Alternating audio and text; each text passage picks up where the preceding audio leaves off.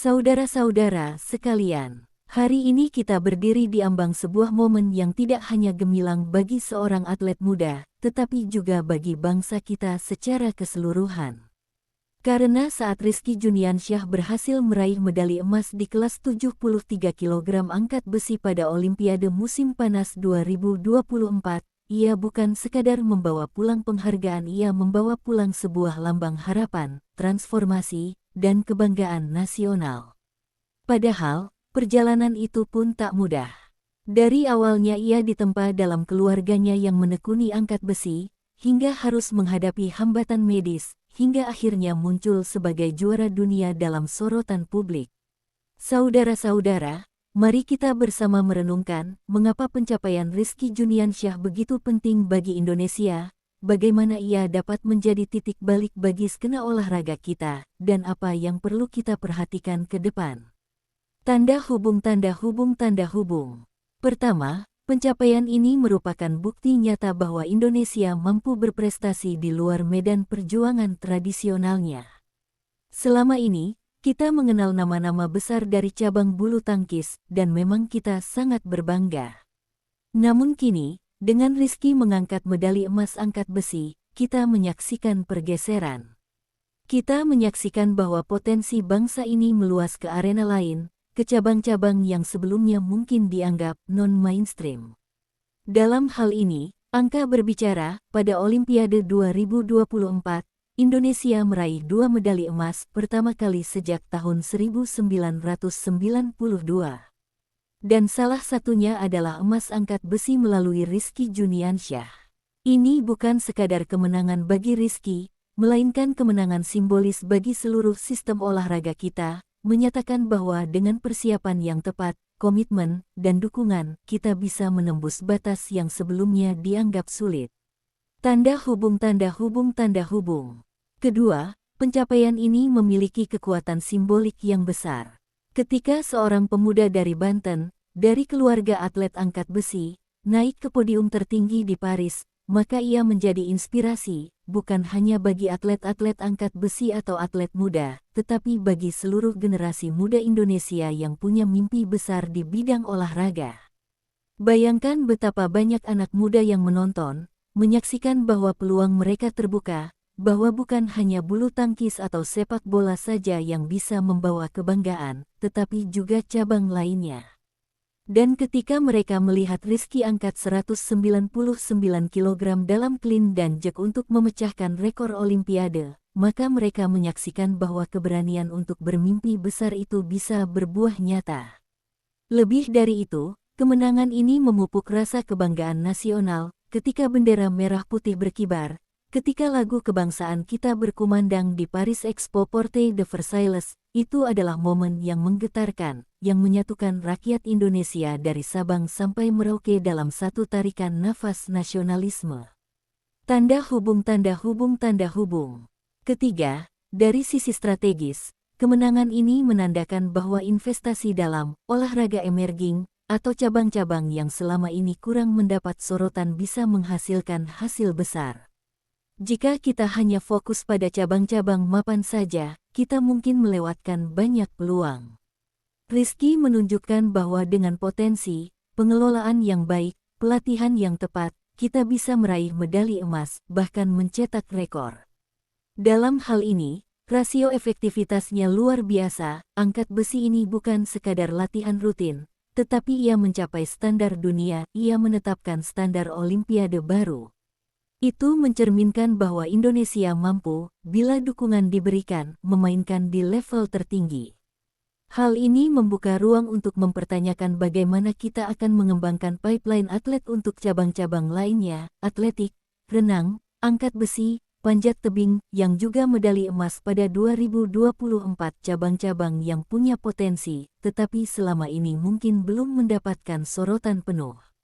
Melalui kemenangan Rizky, kita bisa menilai ulang, apakah sistem pembinaannya sudah cukup baik, apakah fasilitas latihan, pelatih, nutrisi, dukungan psikologis telah memadai. Apakah kita punya strategi jangka panjang untuk memoles atlet-atlet muda, agar dari lokal provinsi, kabupaten, kota bisa naik ke level nasional dan internasional. Tanda hubung, tanda hubung, tanda hubung. Keempat, mari kita tengok lebih dalam pada singkat perjalanan pribadi Rizky Juniansyah. Ia lahir pada tanggal 17 Juni tahun 2003 di Serang, Banten. Dari usia muda ia sudah terpapar budaya angkat besi dalam keluarganya, dengan orang tua dan saudara yang juga berlatih dan berkompetisi. Keluarga ini memberi fondasi kekuatan dan mental juara. Ia juga menunjukkan ketangguhan yang luar biasa. Pada masa pra-olimpiade, ia sempat menjalani operasi usus buntu apendektomi dan harus pulih dari cedera serta pukulan mental. Namun justru dari situ ia bangkit, merebut slot Olimpiade, lalu naik ke panggung emas dengan catatan fantastis. Di Paris, ia mengangkat total 354 kg dengan snatch 155 kg dan clean dan jerk 199 kg yang menjadi rekornya di Olimpiade. Pengalaman hidupnya menjadi cerminan bahwa keberhasilan bukan datang secara kebetulan, tetapi melalui kerja keras, disiplin, tekad, dan keberanian untuk melewati tantangan masing-masing aspek yang patut kita teladani. Tanda hubung, tanda hubung, tanda hubung. Kelima, mari kita bicara dampak yang bisa muncul dan yang harus kita dukung agar momentum ini tidak menjadi sekadar kilat sesaat. Karena kemenangan besar seperti ini bisa menjadi katalis, tetapi jika tidak ditindaklanjuti dengan tepat, bisa cepat berlalu begitu saja. Pertama, dari sisi pembinaan atlet, kita harus memastikan bahwa ada kesinambungan.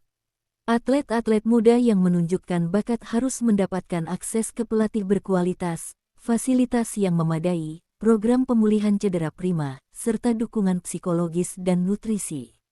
Tidak hanya di pusat kota besar, tetapi juga di daerah-daerah yang selama ini kurang terlayani. Kedua, dari sisi dana dan investasi, keberhasilan ini membuka argumen kuat bahwa negara, daerah, sponsor swasta harus melihat olahraga sebagai investasi jangka panjang, bukan sekadar biaya hiburan. Dengan dukungan yang tepat, cabang-cabang yang sebelumnya kurang populer dapat menjadi medan kemenangan. Ketiga, dari sisi pemanfaatan momentum, publik dan media perlu menjaga dan meningkatkan sorotan untuk cabang-cabang non-tradisional. Yang atletes perlu dirangkul, diberitahu cerita sukses ini, dipaparkan sebagai contoh nyata. Sekolah-sekolah, klub-klub kecil, komunitas atlet harus disentuh. Keempat, dari sisi reputasi internasional, kemenangan seperti ini memperkuat nama Indonesia dalam peta olahraga dunia. Itu berarti Federasi Olahraga Indonesia, sebagaimana cabang-cabang lainnya, harus memikirkan bagaimana memperkuat program internasional, kompetisi antar negara, pelatihan bersama, riset olahraga, pemantauan prestasi. Tanda hubung, tanda hubung, tanda hubung. Keenam, kita perlu mempertanyakan dan memantau beberapa hal penting ke depan. Apakah akan ada peningkatan alokasi dana bagi cabang angkat besi di tingkat provinsi dan kabupaten guna meningkatkan basis atlet? Apakah sistem pencarian bakat talent scouting akan diperluas ke daerah terpencil untuk menemukan potensi tersembunyi seperti yang dialami Rizky? Apakah pelatih-pelatih muda diberikan pelatihan dan sertifikasi internasional agar kualitas pembinaan meningkat secara nasional? Apakah ada program dukungan berkelanjutan bagi atlet setelah munculnya hasil besar agar mereka tidak mengalami plateau atau stagnasi? Apakah masyarakat dan industri swasta akan merespons dengan sponsor dan dukungan agar atlet makin leluasa berkarya dan mempersiapkan diri tanpa beban ekonomi? Tanda hubung, tanda hubung, tanda hubung. Ketujuh, di bidang motivasi nasional, ini adalah momen yang bisa membangkitkan gelombang baru semangat olahraga di Indonesia. Anak-anak kita yang mungkin selama ini hanya bermimpi sebagai pemain sepak bola atau bulu tangkis sekarang punya pilihan nyata, angkat besi, panjat tebing, renang, atletik. Dengan contoh nyata seperti Rizky, pilihan itu tidak lagi khayalan belaka. Ketika kita melihat atlet yang seumuran dengan anak muda kita, dan sekaligus berhasil di panggung terbesar dunia, maka psikologisnya berubah, bisa saya juga. Kebanggaan lokal berubah menjadi kebanggaan nasional, dan nasional bisa berubah menjadi inspirasi global. Tanda hubung tanda hubung tanda hubung. Kedelapan, dari sisi strategi jangka panjang, kita harus melihat bahwa Olimpiade bukan sekadar kompetisi 4 tahun sekali.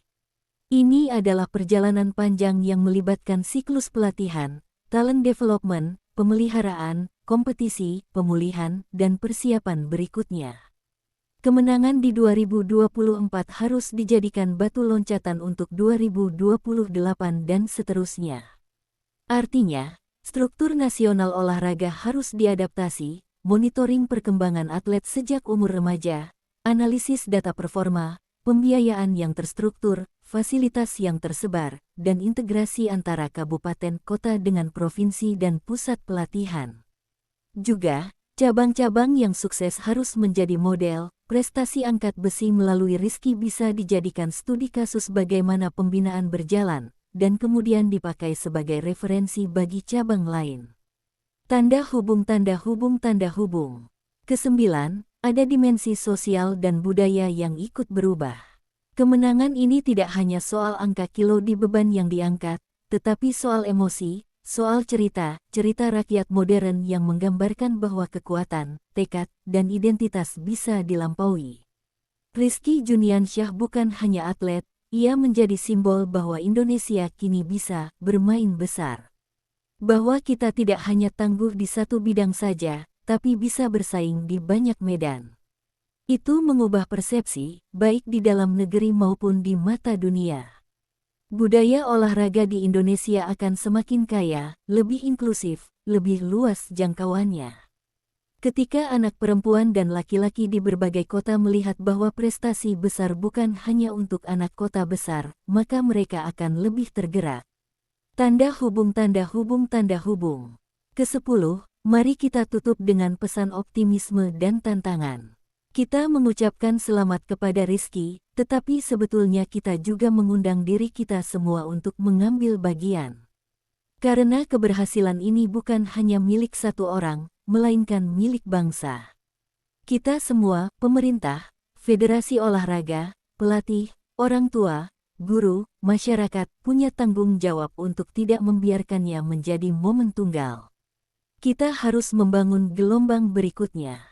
Gelombang atlet muda, gelombang prestasi, gelombang kebanggaan. Tak lupa, kita juga harus mempersiapkan mental bahwa dengan raihan emas, ekspektasi akan meningkat.